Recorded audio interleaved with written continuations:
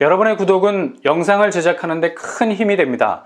영상을 보시기 전에 구독과 좋아요 꼭 부탁드리겠습니다. 아울러 회원이 되시기를 원하시는 분들은 유튜브 채널 홈피 구독 옆에 있는 가입 버튼을 눌러주시기 바랍니다.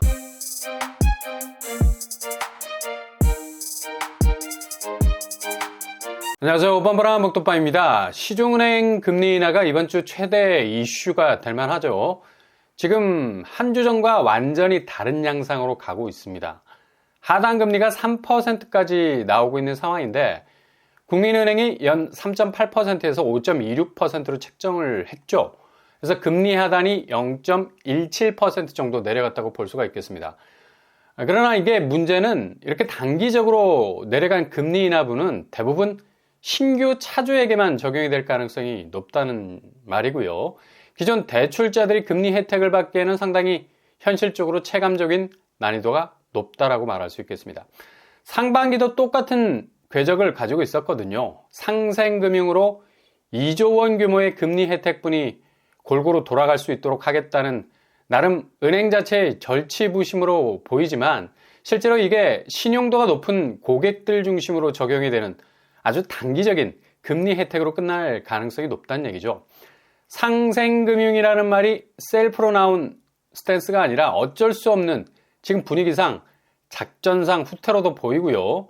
그리고 은행은 어차피 금융기업이기 때문에 당연히 시장의 흐름을 따라갈 수밖에 없는 건데 지금 코픽스 금리가 2달 연속 상승을 하면서 특히 주담대 변동금리를 압박하고 있는 상황인데 은행으로서는 이런 시장의 변화를 바로바로 흡수해서 금리를 높여야 제대로 이바구가 맞게 금융회사의 톱니바퀴가 돌아가는 건데 이렇게 상생금융이라는 이벤트성 변화가 생기면 솔직히 울며 겨자 먹기 식으로 억지로 금리를 내리는 거라 이거 상반기 갑자기 치솟았던 가계대출 급증이라는 불씨를 다시 키워서 온 산으로 번질 수 있는 대규모 화재가 될 수 있는 위험성도 있다는 얘기죠.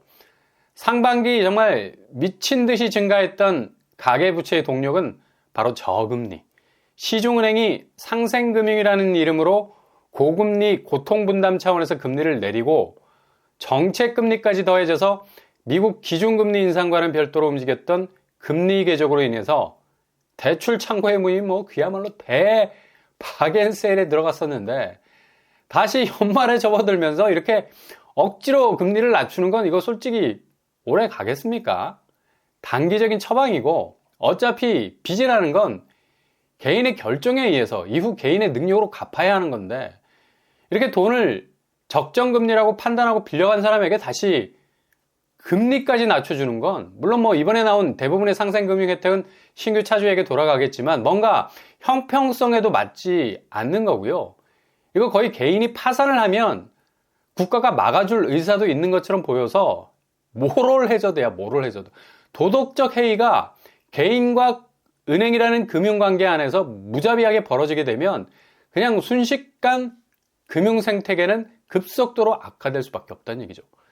그냥 돈을 땡겨 썼다가 특히 주담대로 박아놓은 집값이 떡락을 하기 시작하면 더 이상 빚을 감당하지 못한 개인이 채무불이행 선언하고 배째라는 식으로 나간다면 이거 어떻게 감당을 할지 문제가 된다는 거죠. 지금 부동산 시장 하락장이 가속화되면서 이런 식의 부채가 감당이 안 되는 바람에 경매 시장에 나오는 아파트들 올 초 대비 50% 이상이 증가하고 있습니다. 그리고 경매 건수도 7년 만에 최다 수준을 기록을 하고 있고요. 그러니 이렇게 계속해서 대출만 쉽게 받을 수 있게 만들고 이후 그 자금을 갚을 수 있는 부분은 그냥 순간적으로 삭제해버리기 때문에 결국 그렇게 천문학적으로 내준 자금은 대부분 부실이 돼서 돌아올 수밖에 없는 겁니다.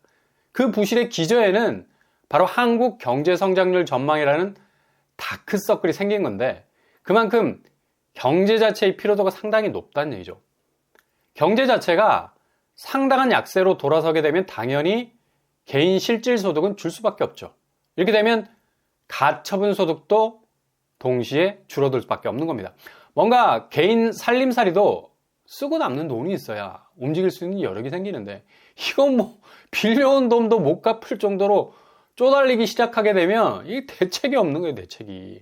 근데 자꾸 대출 쪽에서 숯불갈비 구우면서 냄새 풍기니까 이거 뭐 자연히 고개가 돌아갈 수밖에 없는 거고, 전혀 경제 구조 안에서 해결할 수 없는 능력을 상실한 사람들이 그 돈에 손을 대려 하니까 당연히 개인 부실이 터지고 금융 부실 절단나고 천문학적인 가계부채 속의 개인 디폴트라는 핵폭탄이 터질 수밖에 없는 겁니다.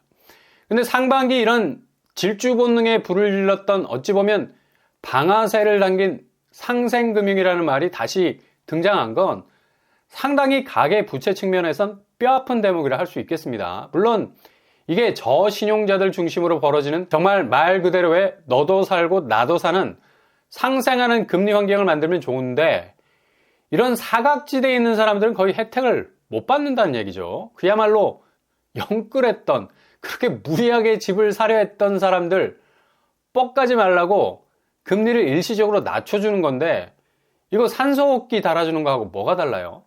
오히려 이분들 깨끗하게 빚 청산할 수 있는 길을 터주는 게 아니라 오히려 고금리 감옥 속에서 절대로 빠져나오지 못하게 하는 또 다른 당근이 될 수가 있다는 얘기죠. 그러니 요즘 대출 잘못 받으면 그냥 3대가 말아먹을 수밖에 없는 아주 변화무쌍한 금융 조건들이 나왔다 사라졌다 사라졌다 나왔다 하기 때문에 각별히 대출 쪽은 건드리지 않는 게 좋습니다. 내년에 보금자리론, 안심전환 대출 등등 60% 정도를 줄이는 계획으로 가닥을 잡고 있고, 그만큼 가계빚 폭증하고 있다는 이 사실을 심각하게 인지를 하고 있다는 얘기죠. 그리고 특례 보금자리론도 금리를 2번이나 올리고 있습니다. 상당히 저리의 금리로 반색을 하면서 거의 37조 정도가 풀렸는데, 지금 여기 대출 받은 사람들은 죄다 이후 2차례 오른 금리 인상분 그대로 적용을 받아야 되고요. 그냥 뒤통수 제대로 맞은 거죠. 그러니 자나깨나 대출 조심하셔야 돼요. 정책금리나 시중은행 상생금융금리나 어찌 보면 한시적으로 갈 수 있는 위험성이 있으니 덥석 물지 말아야 된다는 얘기죠. 어쨌거나 금융시장이나 자산시장이나 뭔가 핑크빛 전망을 하기에는 엄청난 암흑기가 다가오고 있기 때문에 자나깨나 불조심하셔야 된다는 얘기입니다. 특히 집을 사기 위해서 대출받는 일은 되도록 지양하셔야 되고요.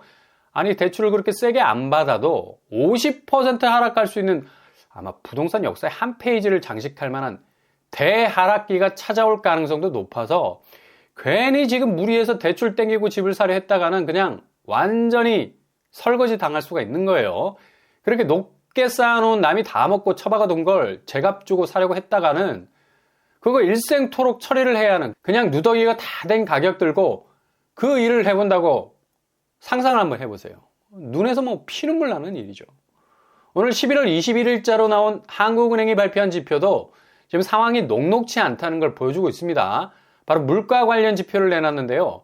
생산자 물가지수. 이게 중요한 게 바로 이어지는 소비자 물가지수와 직렬 연결이 되어 있다는 점이죠. 물가가 잡히지 않으면 인플레, 그리고 인플레가 널뛰기를 시작하면 금리는 다시 지금의 상생금융 분위기와는 완전히 다른 방향에서 드라이브를 걸고 강행군을 시작하게 될 겁니다. 그래서 생산자 물가지수가 중요한데, 액면으로 보자면 전월 대비 0.1% 정도 내린 것으로 보이나 전년 동월 대비로 보자면 0.8% 정도가 올랐습니다. 이 수치는 3개월 연속 상승세를 기록하는 거고요. 앞으로 소비자 물가지수가 이전보다 더 올라갈 수 있는 여지를 남긴 거죠.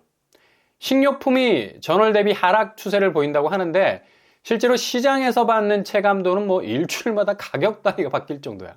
혀를 내두를 정도의 가격 상승세와 맞닥뜨리게 되죠.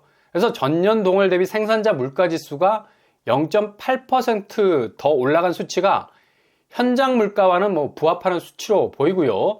무엇보다도 국내 공급 물가지수에서 원재료, 중간재료 다 올랐어요.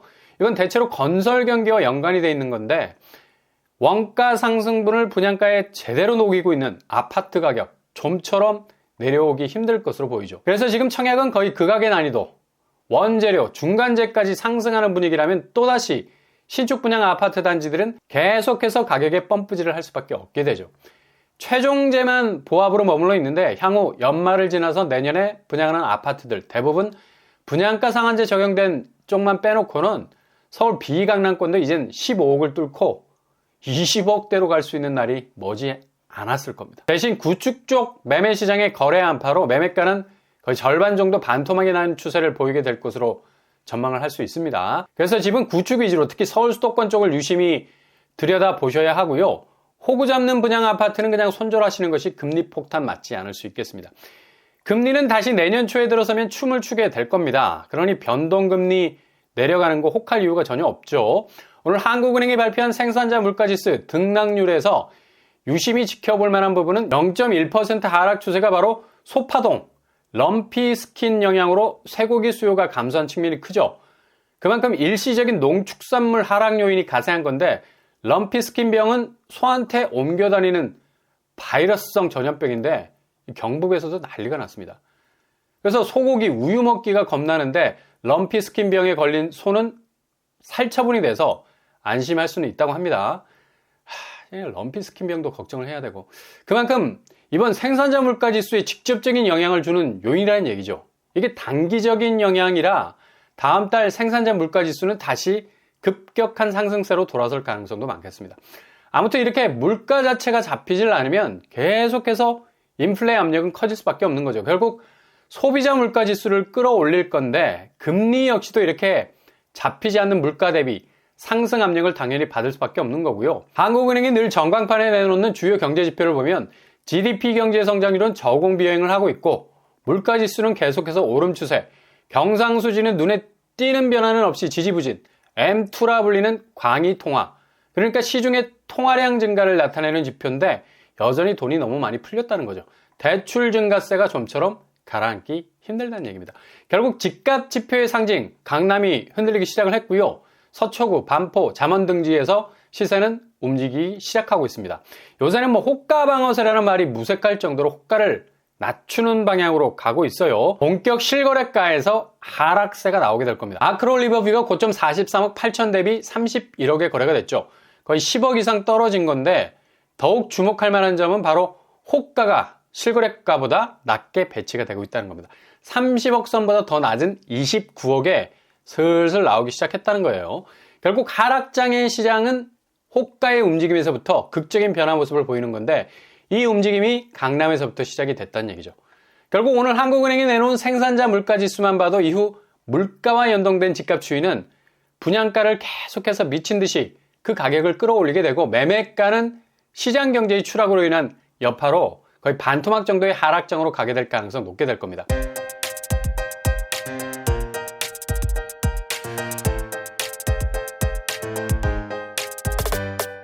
금리는 지금 인플레가 우려되는 상황에서 어느 은행이 상생금융을 내년 상반기까지 끌고 가겠습니까?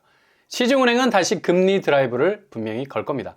그러니 절대 무리한 대출 받지 마시고 골든타임 노리실 수 있길 바랍니다. 오늘의 부동산 크래커처 한국은행이 내놓은 오늘 지표 역시 앞으로 집값 추이의 궤적을 분명히 예상해 볼 수 있는 지표가 되겠습니다. 어떤 요소도 집값을 떠받칠 만한 환경은 조성되지 못하고 있죠. 시중은행 상생금융은 초단기적인 적용으로 일막일장으로 끝나기 쉽기 때문에 여전히 금리는 고공행진할 수밖에 없는 상황으로 가고 있다고 볼 수 있겠네요. 오늘도 응원합니다. 여러분의 길이 꽃길만 되실 수 있길 바랍니다. 이상으로 뻔뻔한 복덕방을 마치겠습니다. 구독과 좋아요 부탁드립니다. 감사합니다.